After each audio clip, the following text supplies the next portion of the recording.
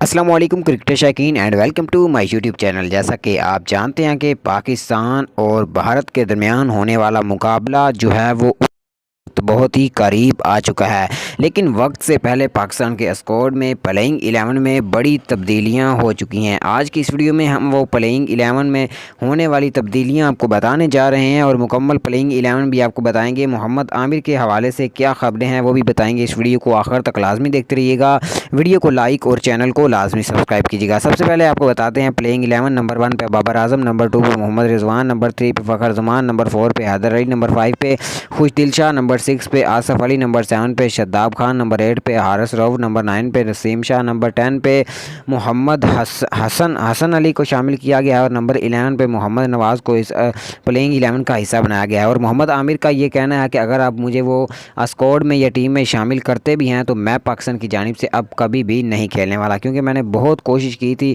کہ اس ٹیم میں مجھے شامل اس سال کر لیا جائے۔ میں نے بہت امیدیں رکھی تھی، لیکن پی سی بی نے میری تمام امیدوں پر پانی پھیر دیا ہے۔